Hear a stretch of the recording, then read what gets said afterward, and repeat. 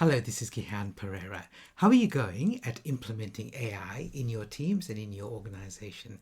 It's a question I often ask, and if you've been following me for a while, you might have heard me ask the question before, but it's a really important one because the approach that you take to implementing AI will make a big difference to how effective that is.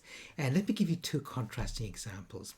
So one is a senior leader that I spoke with in a large organization, and she said that their organization is really keen to implement AI, but they want to make sure that they do it properly. So they're spending 2 years on this massive AI transformation project that will make sure that they're building a really powerful version of an AI, effectively a copy of ChatGPT, but customized for themselves, but one that's more reliable, more accurate, more relevant for their employees to use. The catch is that until they've built this, which is 2 years down the track, they're not allowing their employees to use AI. Now, we don't know what AI is going to look like in 2 years from now. So there's a good chance that what they're building will be obsolete in 2 years' time. And also, more importantly, for that 2 years, their employees don't get to use and leverage the power of AI right now. Now, they think they're doing the right thing by making sure that everything's perfect before they allow their employees to use AI. I think there's a better way of doing it. And I was reminded of this because I was doing recently an online masterclass for one of my oldest clients, looking at how they can use AI in their everyday work.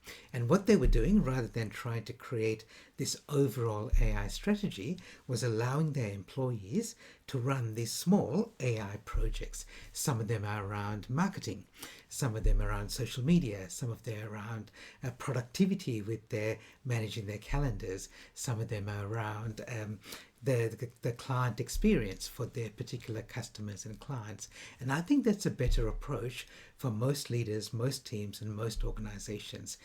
Help people run these small, self-contained, safe AI projects that create value for the organization, get people comfortable with using AI, and that can also inform your larger AI strategy.